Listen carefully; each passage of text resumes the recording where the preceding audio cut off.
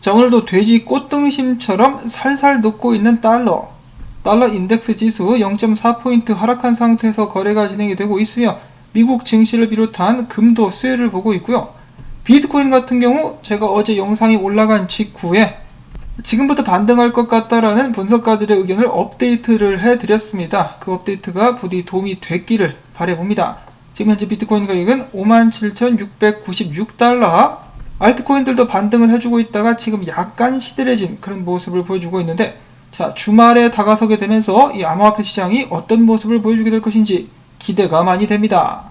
자, 최근에 대한민국 암호화폐 시장에 김프가 크게 껴가지고 가격이 하락하게 될 때 많은 한국 투자자들이 피해를 볼 수도 있다, 정부가 나서가지고 이런 부분을 좀 단속을 해야 되지 않겠느냐라고 말씀을 드렸더니, 무슨 소리냐, 최근에 이렇게 정부 쪽에서 암호화폐 거래에 대한 불법 행위를 집중 단속할 것이다 라고 이야기를 했다. 어디서 감히 정부가 하는 일에 유튜버가 날뛰냐 라는 식으로 이야기를 하시는 분들이 계시는데요. 이런 식으로 이빨을 깐다 그래죠. 이빨은 정말 오래전부터 까왔었습니다. 근데 사실상 놓고 보면은 지난 몇 년 동안에 발전된 부분이 하나도 없는 것이 사실이죠. 그리고 최근에 김프가 꼈었던 것이 어제 오늘 일이 아닌데, 뭐 일이 터지고 나서 이런 이야기를 하면 뭐합니까? 그리고 그들이 이제 집중하고 있는 것은 바로 이것인데요. 일단 암호화폐는 금융투자 상품이 아니라는 것을 다시 한번 강조를 했네요. 여기 있는 이 양반이. 그러면서 내년 1월부터 세금을 걷어야 되니까 이 사람들의 거래 내역을 확보하고 관련 인프라, 이 세금을 걷기 위한 인프라를 지속적으로 구축해 나가기로 결정을 했다. 돈 내놔. 유명한 영화 있지 않습니까? 나는 네가 작년 여름에 한 일을 알고 있다. 나는 네가 작년에 뭘 거래했는지 이제는 모든 것을 알고 있다. 자, 물론 앞으로 달라지는 모습이 보여진다. 이 암호화폐 업계의 발전을 위해서 실질적으로 무엇인가를 한다 그러면은 당연히 그때는 또 감사합니다, 노력해 주셔서 정말 수고가 많으십니다 라고 인사를 드릴 수가 있겠죠. 근데 그때까지는 일단은 기쁜 마음으로 바라보지는 못할 것 같습니다. 그리고 최근에 이렇게 좀 나름 정비를 하는 것도 스스로 하고 싶어서 능동적으로 하는 것이 아니라 전세계 자금 세탁 방지 기구에서 국가들마다 그렇게 하라고 해가지고 하는 거예요. 자, 그 다음 소식으로 바로 넘어가가지고 미국 관련된 소식이 좀 몇 가지가 나와 있습니다. 첫 번째로 테네시주의 잭슨 카운티에서 암호화폐 결제 장려 계획을 또 발표를 했다라고 하고, 그 다음에 미국 내에서 암호화폐에 대해서 가장 친화적인 주라고 볼 수 있는 미국 와이오밍주에서는 온라인 스포츠 도박에 암호화폐를 활용할 수 있다 라면서 이제 승인을 내려주었다라고 합니다.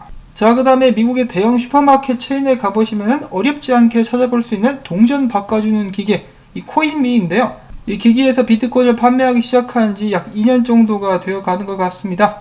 이제는 그 활동 영역을 넓혀서 플로리다까지 진입하게 되었다고 하는데요. 더욱더 많은 사람들이 비트코인에 친숙해지고 손쉽게 비트코인을 구매할 수 있는 수단이 될 수 있기를 바라봅니다.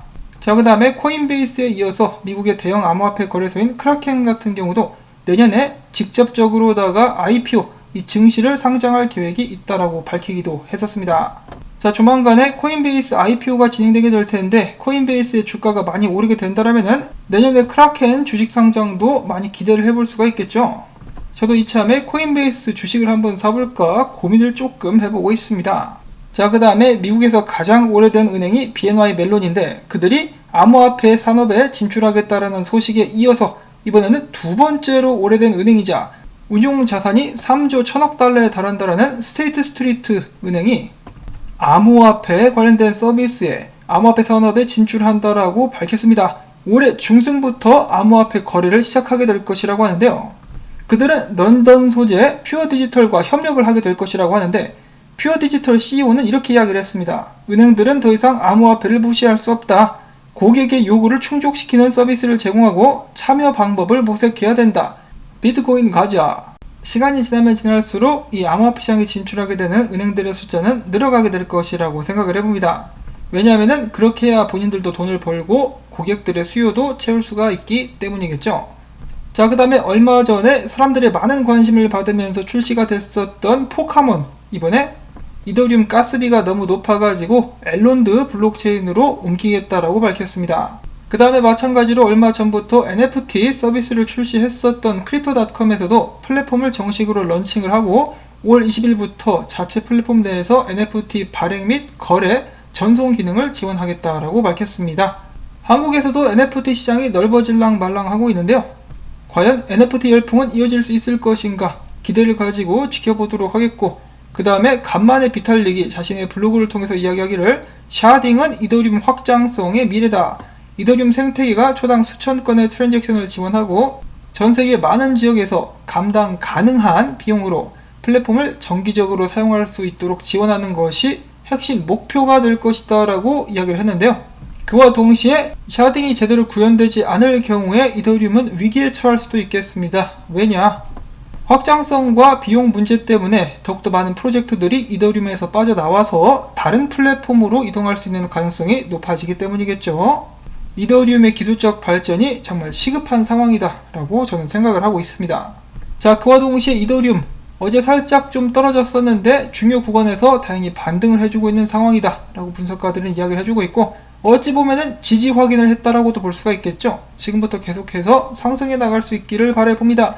자, 그 다음에는 어찌 보면은 원조 이더리움 킬러라고 볼 수가 있겠죠. 저스틴 선의 트론 지속적으로 상승을 이어나가고 있습니다. 유명 분석가 켈리오 같은 경우는 이 프랙탈을 따라서 트론이 안정적으로 순항 중이다 라고 이야기를 하기도 했었습니다. 지금 보시면은 상승 구간에 들어서 가지고 흐름에 잘 맞춰 가지고 올라가고 있는 트론의 모습을 확인을 해 보실 수가 있겠습니다. 그러면서 트론 가지아를 외치고 있죠. 자, 그 다음에는 비트코인 관련된 소식으로 넘어가 보도록 하겠는데요.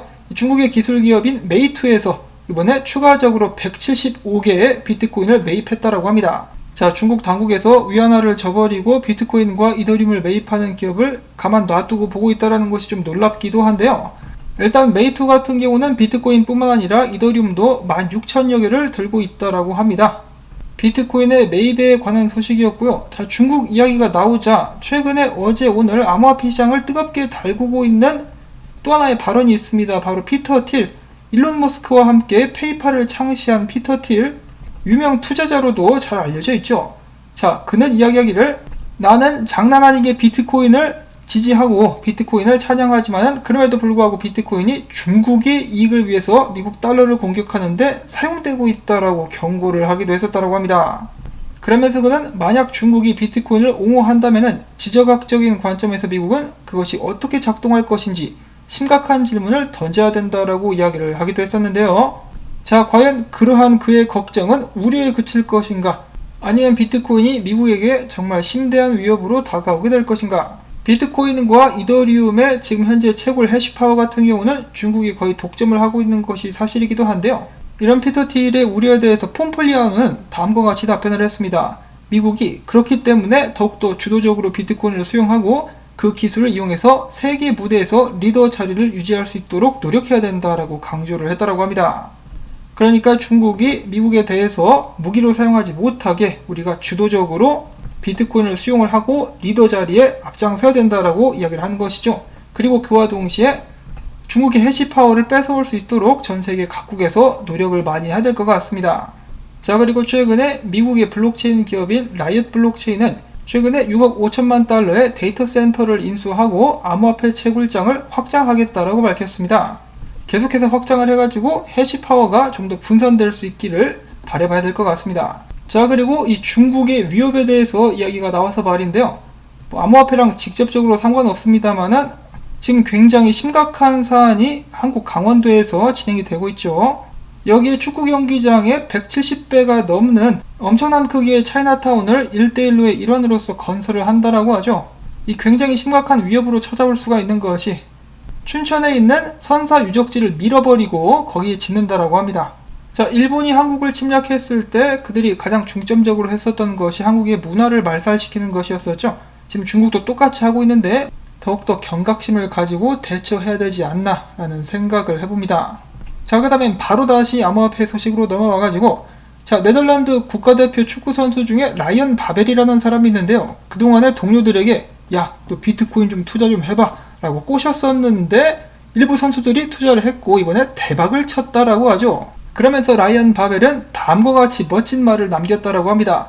비트코인을 사기 위해 기다리지 말고 비트코인을 산 뒤에 기다려라. 가격이 떨어질 것을 기대하는 것보다 일단 사고 가격이 오를 것을 기대해라 라고 이야기를 하고 있는 것 같은데요.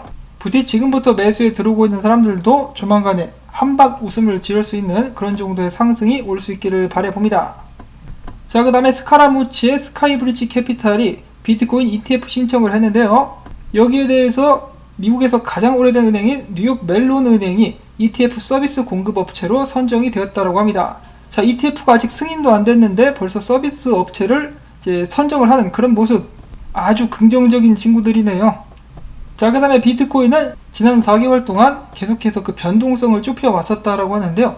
한마디로 지난 4개월 동안 와리가리를 쳤었다. 와리가리 청산가리를 치면서 개미들을 헷갈리게 했었던 비트코인. 이렇게 변동성이 낮아졌을 때마다 비트코인은 큰 폭발적인 움직임을 과거에 보여왔었다라고 하는데요. 코인데스크는 지금 현재 상황을 이렇게 이야기하고 있습니다. 가격 상승을 주도하는 세력들 같은 경우는 비트코인을 6만 달러 위로 끌어올리는데 앞장을 서지 않는데, 반면에 가격 하락을 원하는 세력들은 5만 5천 달러 아래로 비트코인을 떨어뜨리는데 애를 먹고 있다. 그러면서 코인데스크는 이 주옥 같은 말을 남깁니다. 비트코인은 앞으로 위로 갈 수도 있고 아래로 갈 수도 있다. 이야, 개인적으로는 위로 갈 수 있기를 바라보는데요. 비트코인의 스톡 투 플로우 모델을 만든 플랜 B는 비트코인이 아직 강세장 정점에 도달하지 않았다. 아직까지 시작도 제대로 안 한 상황이다라고 이야기를 하고 있습니다. 그래서 조만간에 강력한 상승이 오게 될 수 있다라고 기대를 하고 있는 것이죠. 그리고 플랜 B에 이어서 마찬가지로 유명 분석가 렉트 캐피탈도 최근에 자신의 차트 분석을 공유를 해주었었는데요. 이번 상승장에서 우리는 아직도 초입부에 와 있다. 저번 상승장과 비교를 해봤을 때 여기 이 정도, 이 부분에 와 있기 때문에 지금부터 조만간에 크게 상승할 수 있을 것이다 라는 기대감을 내비쳤었습니다. 자, 과연 비트코인은 지속적인 상승에 성공을 해가지고 지금 있는 이 자리 57,000달러대를 저점으로 만들어 버릴 수 있을 것인가. 한편 비트코인 채굴자들은 계속해서 비트코인을 축적을 하고 있다라고 하고, 그와 동시에 거래소 내에서 비트코인 보유량은 계속해서 떨어지고 있습니다. 이런 상황에서 비트코인 공급 충격이 오게 된다 그러면은 비트코인 가격이 크게 상승할 수 있다라고 많은 사람들이 기대를 하고 있는데요. 보시다시피 거래소에 있는 비트코인 물량이 쭉 빠지고 있습니다. 돼지 기름기 빠지듯이 쭉쭉 빠지고 있고, 반면에 비트코인 가격 같은 경우는 부풀어 오르는 뱃살처럼 올라가고 있죠. 이런 상황에서 공급 충격 딱 때려주면은 뱃살이 훅 튀어 오르면서 7만 달러까지 고고싱, 그런 행복한 일이 일어날 수 있기를 바라보면서 오늘 영상은 여기서 또 마무리를 짓도록 하겠습니다. 오늘 나온 정보들 재밌었다, 도움이 좀 됐다라고 생각을 하신다면은 토마토밭에 삼겹살 던지기 광고 시청을 통해서 부탁을 드리면서 저는 다음에 새로운 소식 가지고 인사를 드리도록 하겠습니다. 안녕히 계십시오.